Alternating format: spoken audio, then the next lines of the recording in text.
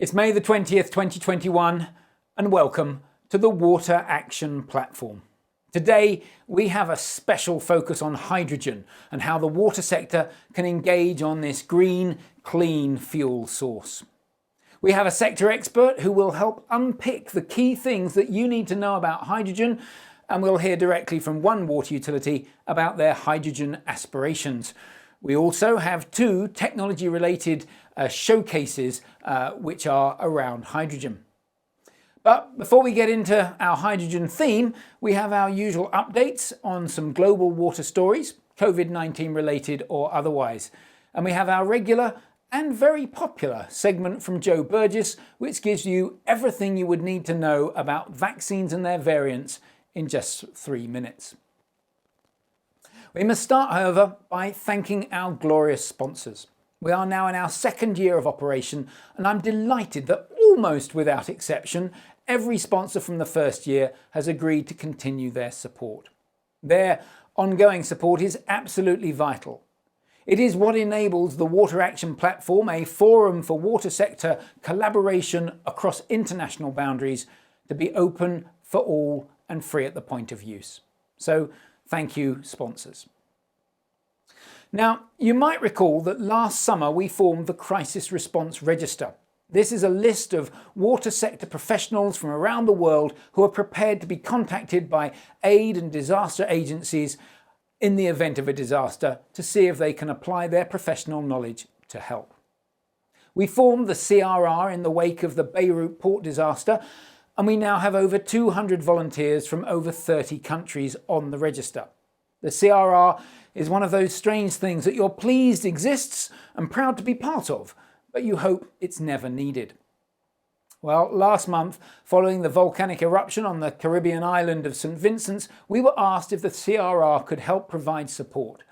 We are a month on from that catastrophe, and still large swathes of the population are in temporary accommodation, and a third of the country's agriculture has simply been wiped out. Now, if you think you can help, please let me know. In happier news, I am delighted to announce that following the recent best practice workshops on diversity and inclusion, Yarra Valley Water in Melbourne has recently received the Water Action Platform Global Leadership Award. Now, as we've discussed on these webinars before, diversity and inclusion in the water sector is embarrassingly bad. Typically, in the water sector, only 4% of our staff are non-Caucasian, and female representation is still only around 20%. As a sector, we are failing to adequately reflect the communities which we serve. The D&I workshop encouraged organisations from around the world to share how they are addressing this challenge, and it became abundantly clear that Yarra Valley Water is truly a leader in this space. Here is their Chief Executive, Pat McCafferty, accepting the award. Hi there, I'm Pat McCafferty, Managing Director here at Yarra Valley Water in Melbourne, Australia. I'd just like to thank IEL for this Global Leadership Award, recognising our efforts so far in diversity and inclusion. We are absolutely committed to reflecting the community that we serve, because we know the better we reflect the community, the better we'll be at doing our job, and we are totally committed to fairness, equality and respect in all things that we do. So once again, on behalf of the entire organisation, thank you very much. I want to thank the Yarra Valley Water staff in particular for their leadership in this field and for sharing the stories of our journey so far. Thanks very much. Thank you, Pat. Now, if you want to know more about how people are addressing diversity and inclusion in their organisations, well, there is a free, comprehensive slide deck that summarises the data, the case studies, the best practice recommendations, all of which were gathered at those workshops. Furthermore, I'm sure there will be more workshops because we still have some way to go. Now we move from international learning to a story about cross-sector learning. And we've recently been made aware of this company, FYLD, or FYLD as it's pronounced. This company has grown out of the gas sector, and they have a tool which neatly combines operational workforce management with enhanced health and safety management. The company is already winning awards and making a tangible impact in the gas sector. Just look at those stats from a real gas network client. Over 1,000 field hours saved, that's over 1,200 days, and arguably more importantly, a 20% reduction in injuries. Now, why am I mentioning it here? Well, FYLD are interested in exploring how the learnings from the gas sector can be translated into the water sector. Both sectors have distributed assets and large teams of field workers. There are a lot of similarities. Now, if you think this might be of interest and you want to know more, let me know and we can connect you. We now come to the COVID-19 story of the week, and it's our old favourite topic, wastewater-based epidemiology. In a glorious embracing of wastewater-based epidemiology opportunities, we can now report that over 50 nations are monitoring the spread of SARS-CoV-2 through the sewage. The information being gathered is helping scientists track down cases, predict surges, and identify where to target testing. We reported last year that in the UAE, they've been testing sewage from commercial aircraft to see whether incoming flights were carrying infected passengers. Well, now scientists in Hong Kong are monitoring sewage in apartment buildings to find those undetected infections. It was the detection of SARS-CoV-2 in the wastewater of 2 apartment buildings which led health officials to identifying 9 asymptomatic cases which would otherwise have been missed. This is not a one-off case. In this example, from the University of California in San Diego, wastewater samples were taken from the 343 buildings on campus. When a sample came back positive, the university sent targeted messages to students in the affected buildings to encourage them to get tested and to isolate. It is now clear that wastewater tracking is cheap and effective. It is able to catch up to 85% of the cases on that particular campus. Now, with that rather uplifting story, let's go to Joe Burgess for our regular vaccines and their variants updates. Joe. Hello from Chile, South Africa. Once again, a lot has happened since the previous webinar. There are now 15 vaccines approved for use around the world, and most of the updates in the peach blocks on the table relate to Pfizer. The research findings are becoming repetitive, and this means that we're getting closer to the true rates of efficacy and transmission reduction. New real-world data, so not clinical trials, are showing that Pfizer works against all the variants of concern that we know about. We don't have any data yet on B.1.617, the India variant. More on what we can expect with that later. The other big news is that Pfizer applied for approval for use in adolescents, and I'll talk about that in a minute. The Phase 2 Novavax trial has been published in the New England Journal of Medicine, and they've reported 49% efficacy overall in HIV positive and negative participants and 60% in HIV negative participants. Enrollment is open now for the paediatric study, and there's a link to the announcement provided in the slides. When we look at children and adolescents and transmission of SARS-CoV-2, there have been very mixed messages about how much we need to worry about young people. Data from the American Academy of Pediatrics showed that children accounted for 22% of new cases in the first week of May this year, which means over 71,000 children fell ill with COVID-19 in that 1 week in the USA alone. 2 separate studies in the UK and Italy have shown that children suffer from long COVID in exactly the same way as adults do, regardless of the severity of their initial symptoms. And finally, adults living with children who are going to in-person school have almost double the risk of suspected or confirmed COVID-19 compared with adults living with children who are not going to school. So this is great news. Pfizer received approval for use in children over 12 in the USA last week, and their application for use in adolescents in Europe is under review by the EMA. They published trial results that showed mild to moderate side effects that lasted less than 24 hours, things like chills, headaches, muscle pain. And they reported 6% adverse events in the vaccine group and 5.9% in the placebo group, so clearly no difference. There were no severe side effects at all. No Bell's palsy, no anaphylactic shock, no blood clots, no multi-system inflammatory syndromes, and no deaths. The immune response was actually better among 12 to 15-year-olds than in young adults of 16 to 25. During the study, there were 16 cases of COVID-19 in the placebo group and 0 among the vaccinated. The bottom line is that things are looking good. Well, not just good, actually, they're looking great. This trial was as clean as it can get. There's nothing big that we didn't expect. The vaccine is safe and works incredibly well. This is really urgent. If I had an adolescent, I would get them the vaccine as soon as possible. Now, I'm sure everyone is aware of the terrible situation in India right now. B1617 was first detected in India and it's now the dominant strain there, and it's now been detected in 20 other countries worldwide, and it's already changed, which is why we have B1617.2. It's been nicknamed double mutant, and that's a terrible name for it because it has 13 mutations and 3 on the spike protein. However, the media have given it this name because there are 2 concerning mutations appearing together for the first time. The first one is L452R, which is about 20% more transmissible than the old variant, and the second is called E484Q. This is very close to the E484K mutation that makes the South African and Brazilian variants harder to prevent and cure. And one key question that we had was, do these mutations together give an even scarier response than by themselves? Well, it looks like the answer is no. The Gupta lab in Cambridge published great results in a preprint with the source in the slides, and this figure shows how many antibodies you produce against certain mutations. Pay attention to the bigger panel on the right. The blue dots represent the old variant, meaning the virus before it mutated, so this is our baseline. The red dot is the mutation on the South Africa and Brazil variant that seems to escape some vaccines and treatment. Green is one of the 2 concerning mutations on the India variant, and we can see that it's similar to the red as we would expect, and that's why we were concerned about it, but it doesn't seem to be as bad as the red variant. Purple is the second concerning mutation on the India variant. However, from this study we can see it's no different than the blue, which is good news. And then this is the important one, the yellow dots represent the 2 mutations together.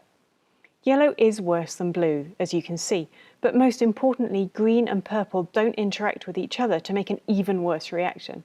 This means we can reasonably expect the existing vaccines and medications to prevent and cure COVID-19 cases caused by the B1617.1 and .2 variants. And on that happy note, back to you, Piers. Thank you, Jo. We now come to our technology showcase section, and we have 2 today, both around hydrogen. Well, the first is from Hazer Group.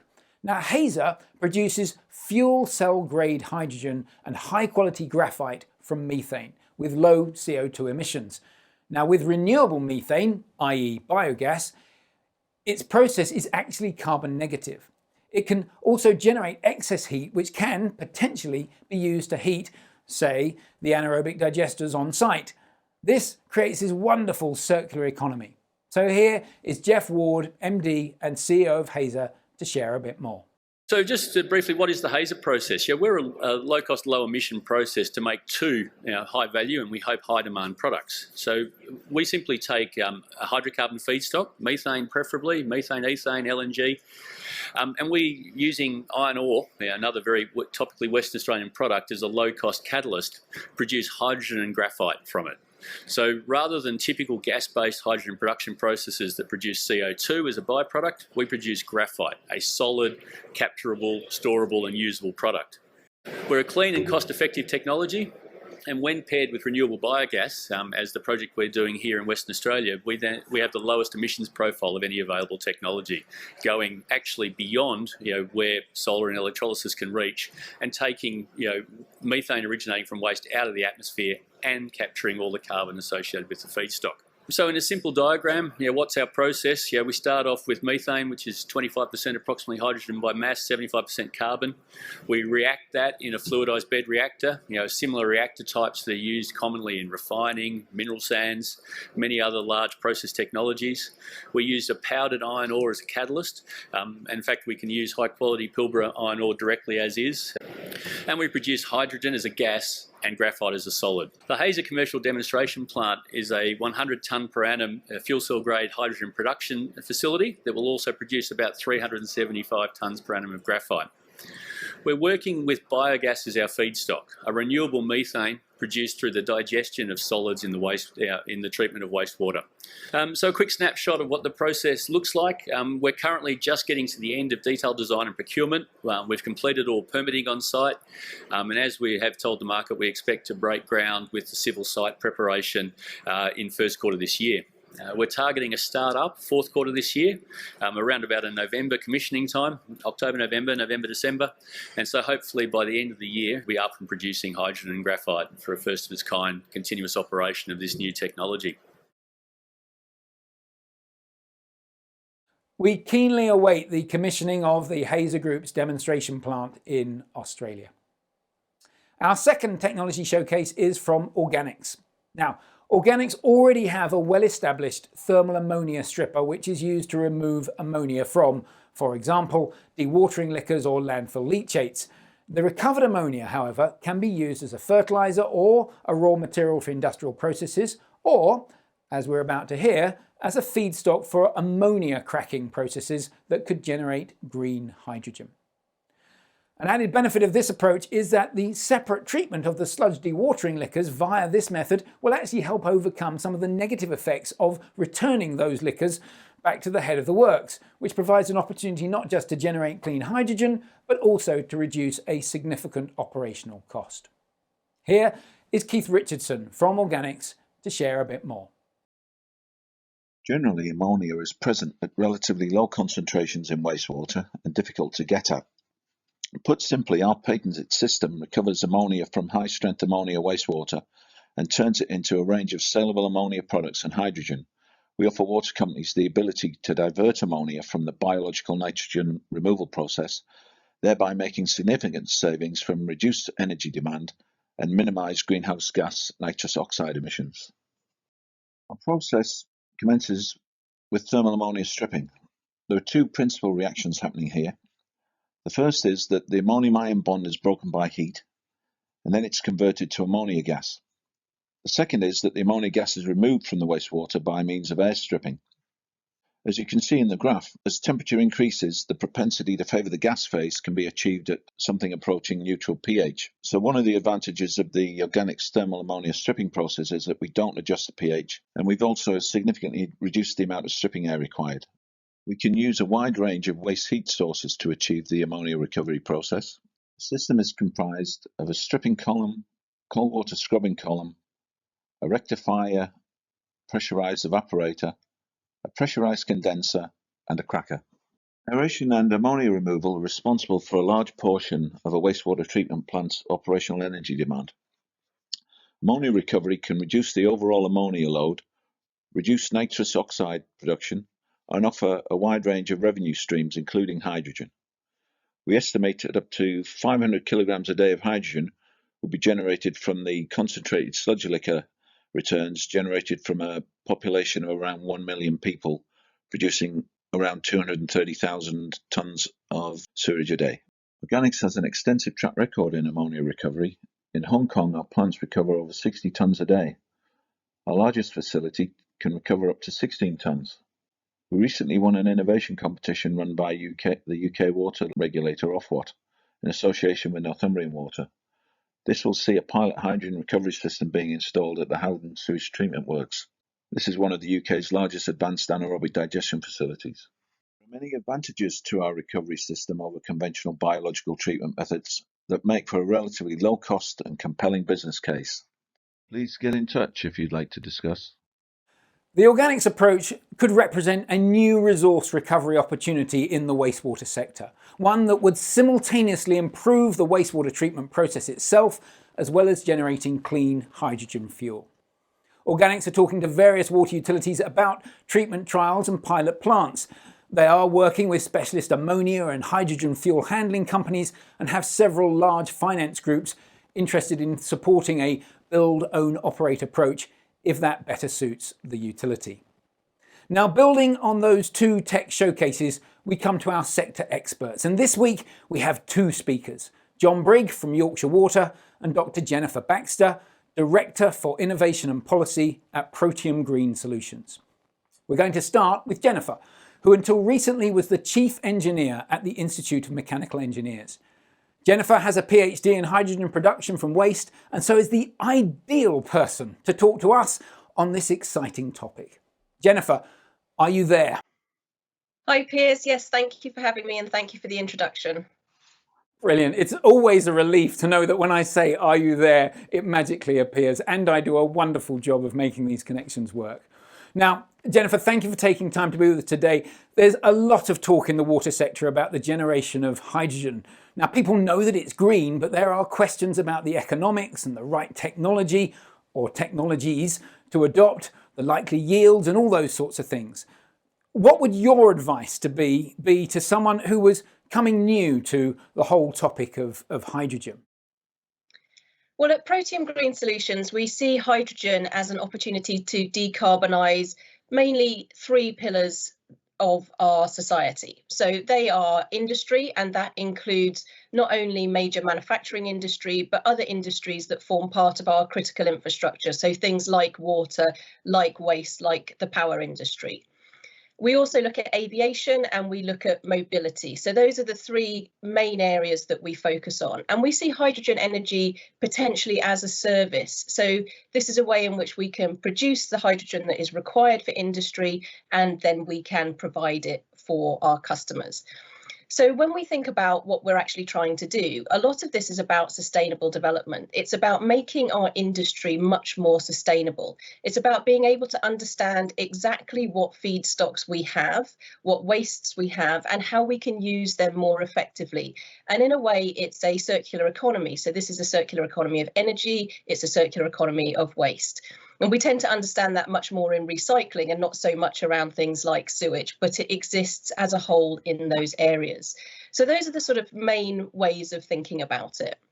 I think what we can also say is that hydrogen has a huge potential to decarbonise. It is complementary to electricity. There isn't some sort of competition between the two vectors here. These are different ways that we can decarbonise.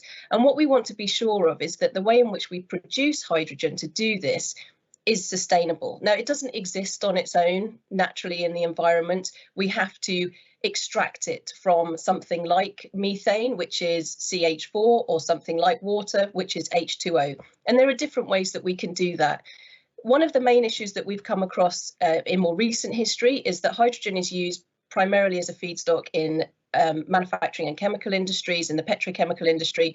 And the way that it's been produced has been, in effect, one of the dirtiest industries we have. So we do it through gasification of coal, we do it using oil, and when Bad boys. Yeah, when we use steam methane reforming, we allow all of the carbon dioxide to go to atmosphere. And this isn't something that we can continue to do. But when we use it as a fuel, it has very low emissions. And so that is why everyone is starting to see hydrogen as a solution for our fuels challenge. Not so much for where we use electricity, but really where gas has been the main source of fuel that we've been using. And if I've understood correctly, it's the shift between getting hydrogen from that dirty source to getting it from a clean source that's getting everybody excited. Is that right? It is. And what we're starting to discover is that there's more than one way to make hydrogen. I think in a paper from iChemE a few years ago, they looked at 34 different ways that you could make hydrogen. But really what we're talking about when we talk about green hydrogen are two main ways of doing it. And one is through the electrolysis of water using a green electricity production, and the other is through steam methane reforming of biogases. Now that comes with its own challenge. And just to be clear, that's when people talk about cracking, that's the cracking of methane. Yes, so what you do under steam methane reforming is you provide a lot of heat and a lot of pressure, and you pull the gas apart. So you take the carbon dioxide out, and then you're left with the hydrogen. And so that is what happens in that process. And that requires energy in itself. Both ways of producing hydrogen that we consider to be green require a large amount of energy, and that's really the challenge. So where does that energy come from, and how do we make it? So with electrolysis, we know that we can make green electricity, whether that's through renewables or, for example, using biogases to generate electricity. But again, there is still some carbon dioxide that's produced from that. And what we have to sort of understand is that there is a transition process. And when we talk about net zero, it's not zero emissions, it's net zero emissions. So something like the use of biogas for electricity production has much lower emissions than natural gas. Got it. All right. And at the beginning of this webinar, we've been talking, or earlier in this webinar, we've been talking about how you can perhaps also get hydrogen from the cracking of ammonia, which I assume is following a very similar process to that which you've just described for methane. Is that correct? It is, and you have to make the ammonia in the first instance. So there's a requirement for hydrogen. So often people talk about ammonia like as a storage solution, and it's a much easier way to transport hydrogen. But again, there is an element of energy requirement here. So first of all, you have made the hydrogen, and then you've created the ammonia, and then you have to split the ammonia to then take the hydrogen out again. And I think that what we have to start to consider is what is the most appropriate process or use of hydrogen and where we're using it. Where are we going to get the best benefits? And what I don't think is being discussed really is that actual the end use. Like, what do we want to do with it? So rather than just, hey, we can make loads of it, let's be much more strategic about what we're trying to do with it in the long run. All right, and so the audience for this webinar is mostly water utilities. So if you were a water utility watching this, what do you think they need to be aware of and thinking through when they are wondering whether hydrogen's a strategy for them? So I think one of the main areas that we need to consider is what are we trying to achieve? And that is much more decarbonisation and much more sustainability of our industries. So an individual water treatment company may be saying, well, I need to produce a certain amount of electricity. I need to be able to power my vehicles to go out and do maintenance on different sites. And I might want to sell some electricity or fuels back to the grids that deliver them elsewhere. So there's an opportunity to make some money. So the question is, what do you want to achieve? And so let's reduce our environmental footprint. So we've got some level of biogas that comes from the digestion process of dealing with sewage. And one of the great things about the water industry is that we do know that we will always have sewage. That's something that isn't going to disappear. So there will always be an opportunity there. And that means that we can use that biogas for different purposes. Now, one of them could be, we could split it apart, we could make hydrogen and carbon dioxide. And the question then becomes, what do you do with your carbon dioxide? Do you use it for something else, that you sell it to someone else to use in their process? Do you store it? Do you perhaps deliver it for greenhouse farming, something like that? There are opportunities for what you can do with it. Do you make electricity? And does that electricity then allow you to perhaps run an electrolyzer from your effluent water, which will then mean that you can create hydrogen for your vehicles, and you also produce oxygen. So you produce a and water companies have loads of vehicles as well, so that offers all sorts of opportunities there. And I think there is an opportunity as well to say, well, actually, you've got two products here. You've got hydrogen for your vehicles, you've got oxygen for your going background into your digestion processes. So we start to say, well, actually, this starts to look a little bit like a closed circuit for the water industry. There's a way of making your electricity. You've also got heat coming from there that improves different parts of the process. You're producing something you might have previously bought, whether it's fuel or whether it's oxygen. And I think one thing that's quite interesting is that you need about 3-4 litres of water to produce hydrogen that's equivalent to 1 litre of petrol, if that gives you an idea. And you get a ratio of about 6-to-1 oxygen to hydrogen. Sorry, just those sound like incredibly important stats. Can you just repeat that again so that everyone's caught it? Yeah, so if you're thinking about, I want to fuel my vehicles, to produce the equivalent of 1 litre of petrol, you need 3 or 4 litres of water, and that will allow you to produce hydrogen that is the equivalent. You will get about 6 times the amount of oxygen as hydrogen from your electrolysis process, which means that you've actually got a significant all output. of that for the aeration. Yeah. Brilliant. Yeah, so there's Jennifer, lots of opportunity. In a few minutes' time, we're going to be talking with Jonn Brigg at Yorkshire Water. I don't want you to steal his thunder, but I know Yorkshire Water aren't the only ones working in this field. Who else is active in the water sector in this area? So I'm going to give you one nice example. I am from Wales, and Dŵr Cymru Welsh Water came up with an opportunity to do a feasibility study on making your poo work for you. And I think that is a kind of fun way of thinking about how do we use, if you like, human waste products as a resource. Now, some people may know that we already do use certain outputs from the water industry as fertilizer, and there are opportunities then to say, well, actually, we can make more out of this. And what they wanted to do was exactly that, was to produce a biogas, to then split the biogas to produce hydrogen, and to power their vehicles. So that's one example. Another example in the UK is from Scottish Water, who have been looking at the electrolysis angle, like how do we electrolyse our effluent and then create hydrogen in that way. So things are happening here in the UK, and you're seeing that replicated really all over the world. So there's certainly examples from Australia looking at biogases. And I think that what we can say is that across every industry, not just the water industry, people are starting to understand that there is a requirement to decarbonise. It's not like this is a nice thing to do. We absolutely have to do it. And whether you believe in climate change or not, it doesn't matter. The point is that everyone wants to live in a cleaner environment. So we want less air pollution. We want our waterways to be cleaner. We want all of these things to be better. And that requires us to tidy up our industry. And our social industries, if you like, things like our utilities are as much a part of that as our major manufacturing industry. So there's a lot of opportunity, and it's an exciting time. Thank you. Jennifer, it's wonderful to speak with you.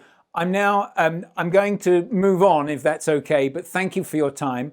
And I would like now to go to Jonn Brigg at Yorkshire Water. Now, Yorkshire Water is one of the water companies here in the UK that's based up in the northeast. So, Jonn, are you there? I'm here, Piers. Good to see you. Brilliant. Good to see you again. Now, I hope, were you able to hear what Jen was just saying there? Yeah, that was great to hear. Yeah. It was, wasn't it? Now, could you just, for people who don't know Yorkshire Water and don't know you, can you just give me the sort of 15-second introduction? Of course. Yeah, so I'm Jonn Brigg. I'm Manager of Innovation at Yorkshire Water. That covers the whole end-to-end of our corporate activities, from raw water right the way through to return to the environment. And Yorkshire Water covers the the Yorkshire region in the north of England, serving 5.2 million customers. 5.2 million. I was trying to remember that number of how many you were serving, but 5.2 million. Now, you heard what Jen was saying. I know that you and Yorkshire Water have got a sort of hydrogen aspirations, is perhaps the best way of putting it. Can you unpick that for us a bit? Yeah, of course. So I'm gathering the information, learning a lot from our colleagues in Welsh Water and in Scotland, and because we collaborate, openly and comfortably with each other. What I'm looking at doing is bringing forward a strategy for Yorkshire Water about how we incorporate hydrogen to meet the two main challenges. So it's net zero by 2030, which we're all signed up to as a public interest commitment, but also how do we become more efficient in our operations? So how do we reduce our costs in doing that? It would be easy to throw money at going to carbon neutrality, but that's not tenable. We can't afford that. Our customers can't afford that, and we need to be more efficient. So it's the double win is what we're after here. So my position here is that sorry, go on, please. Well, I was going to say, and what is it that you're hoping to do with hydrogen? Okay, pretty much what Jen said. All right, let me put it a different way. How are you going to go on that journey? Because there's a lot of hurdles in the way. And what do you think are the biggest hurdles that you're going to have to sort of get your head around?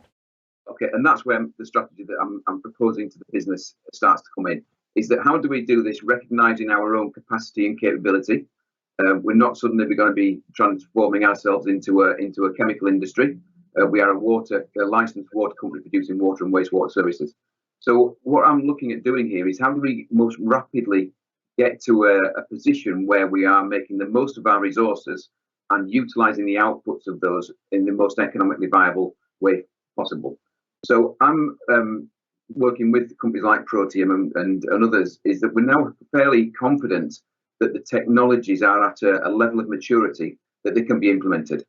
And Yorkshire Water's likely route here is to rapidly enter into this arena, not by delivering this ourselves and upskilling ourselves, but by working with people who do this as the day job.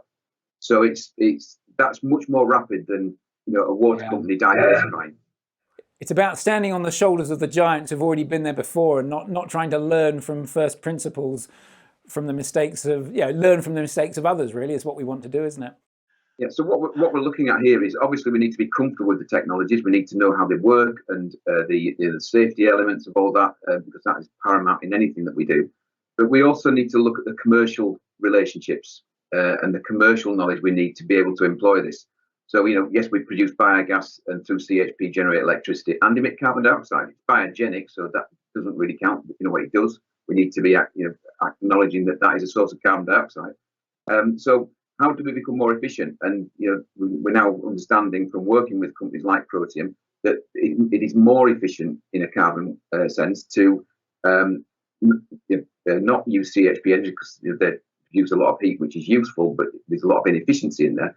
But there are more efficient routes to utilising that energy, and it's in trend there, and capture the carbon dioxide. So things like work we've been working over the past 5, 6, 7 years on how we co-locate with industries that can use that carbon dioxide, use the things that we produce as a waste, in inverted commas, but it is their resource. So we're maximum the principles of circular economy, which is an awful term. It's just good business sense in reality. Excellent. All right, Jonn, thank you for that insight. I love the point that the strategy, I think we should all go with I'll do what Jen says. I think that's a great summary of the strategic approach we should take. But thank you for your time, and thank you, Jen, for your input. We now come to our "and finally" section. And this week's story is about something that 18 months ago you would have thought was madness, but is now something that we all know only too well. It is Zoom fatigue.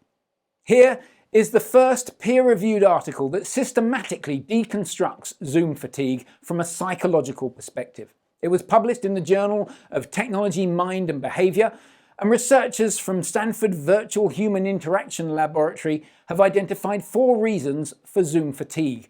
See how many of them resonate with you. 1. Video calls reduce our mobility.